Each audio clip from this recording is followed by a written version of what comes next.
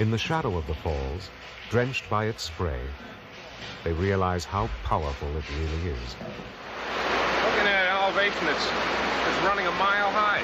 You know, in that book that Charles Brewer put together. Rudy Trufino, or Jungle Rudy as he is universally known, is the expedition's guide. He has lived near the falls for 30 years, and the pilots are counting on his first-hand knowledge of the area.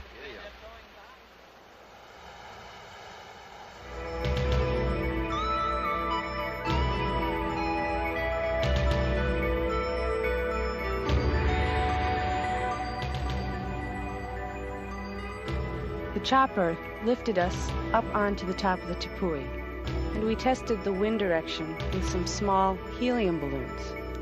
On his way back, the pilot flew us along the course of the river that feeds the falls. 1 minute, the ground right underneath us was rushing by at 100 miles an hour.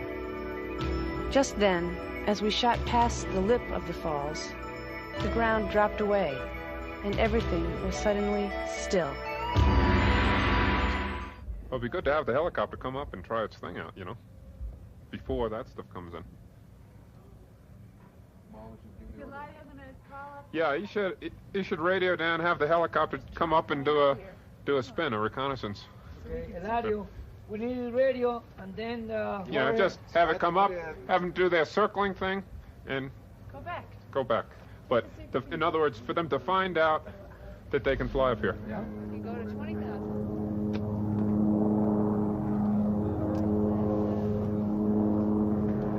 How high is it? He's about 15 right now.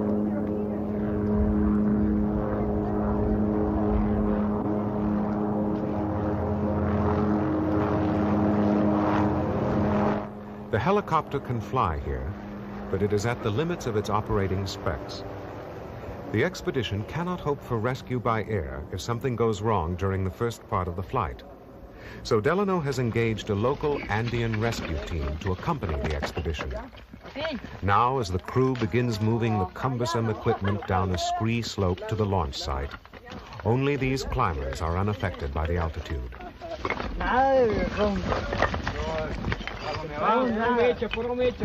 Sigan subiendo, muchachos, sigan subiendo. Bueno, vamos a darle chola para arriba, la cámara. The wind has come up, and a bank of clouds begins moving in from the east. There will be no flying today, and the last cable car is left. The crew will have to remain on this summit until tomorrow morning.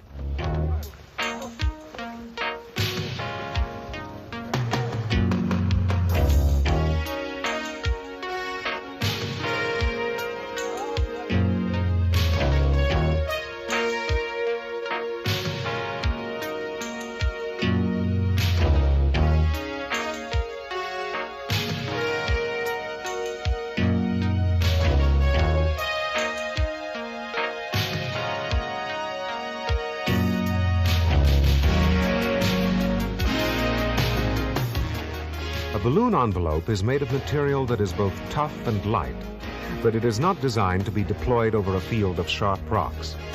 Here, there is no choice. Dwarfed by the scale of the peaks, the balloons slowly take shape in the high mountain air, their bright fabric like the tents of a wayward circus. In this bleak landscape, only they and their crews seem to be alive. Come up and keep it down, okay?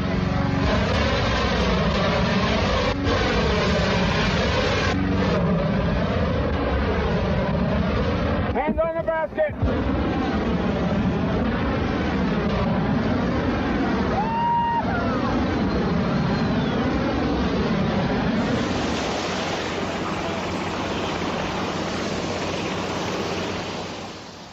There weren't really enough people to hold the balloon down against the wind, and Brian and Jorge took off across the island with the half-inflated balloon acting as a huge sail.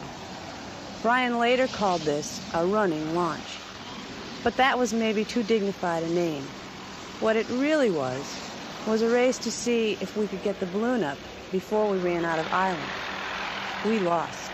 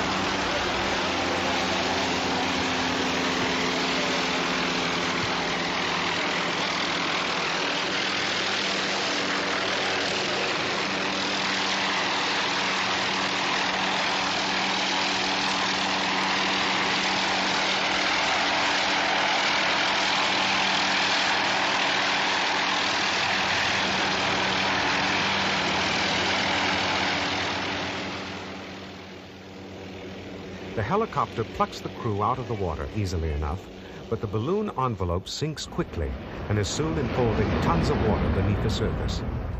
The mysterious holes were once great underground caverns whose roofs have collapsed. One is a shallow trench running off the edge of the plateau. The other two are as neatly carved as if they had been scooped out of a green lawn with a spade. The largest of the holes, called Brewer's Hole after the Venezuelan naturalist who first explored it, is 1,000 feet deep and 1,000 feet wide.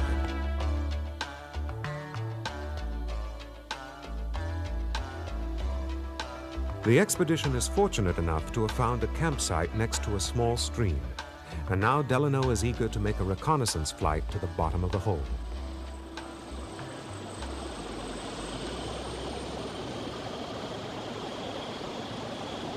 The helicopter cannot land at the bottom, so Kathy and Jorge will fly in, suspended inside a rope birdcage.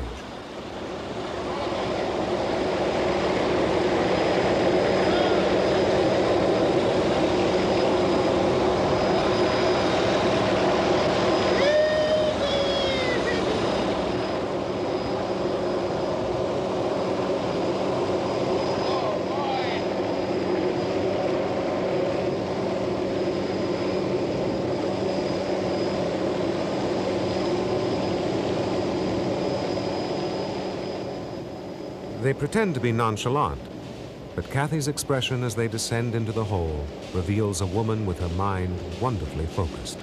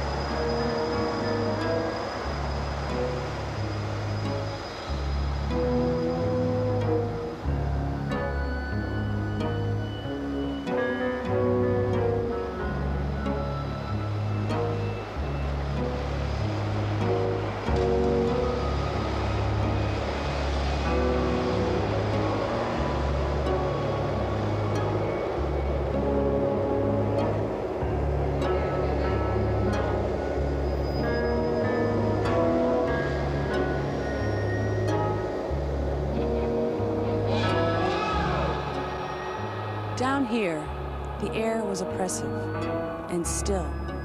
I felt as if we were disturbing some kind of equilibrium. The floor of the hole was rough. Great hunks of rock were stacked against each other. We took 2 steps forward and 3 steps down. Before Delano's visit, only 12 men had stood at the bottom of this hole. When they had looked up, they had seen, as Delano and Kathy now did, one of the rarest sights on Earth, a perfect circle of sky held within the irregular rock walls.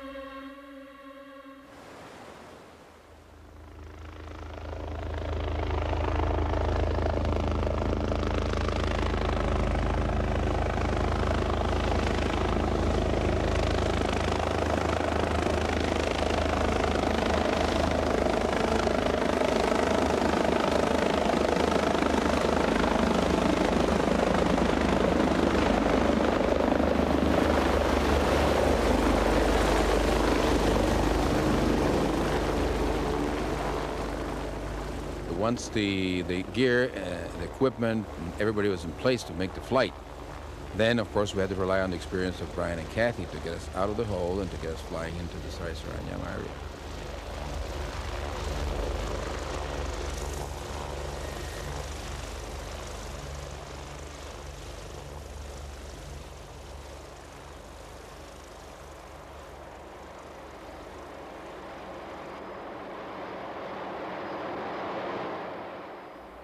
The plan calls for Delano and Brian to inflate the smaller balloon here in the depths of the hole.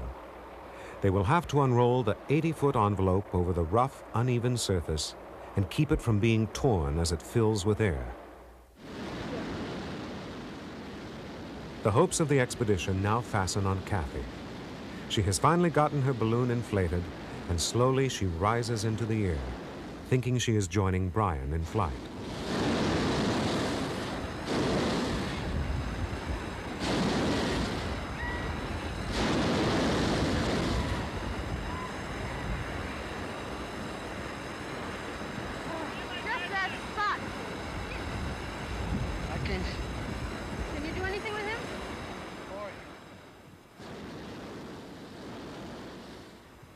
As soon as I cleared the trees, I could see Brian's balloon plastered all over the treetops right in my flight path. Why had he put down? I didn't have long to think about it. Suddenly, I was being forced lower by a fierce downdraft. Kathy is being hit by the same perverse wind that grounded Brian. But there is another problem. Kathy has a film cameraman slung outboard in a harness seat, and his control line snags. Like a human anchor, he brings the great balloon to a halt.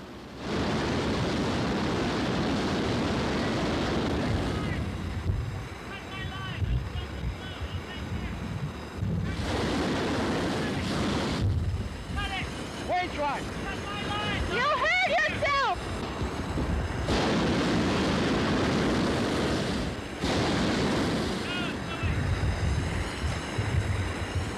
He's on a limb. What about the rest? Kathy cuts him free, but as her balloon begins to rise again, she sees that she is heading for the edge of the Tepui. Quickly, she reviews her situation. She is exhausted from wrestling her balloon aloft against the wind. She has already been driven once into the trees. She has had to abandon her cameraman, and now the edge of the plateau is approaching. She has had enough. Prudently, she decides to end her flight.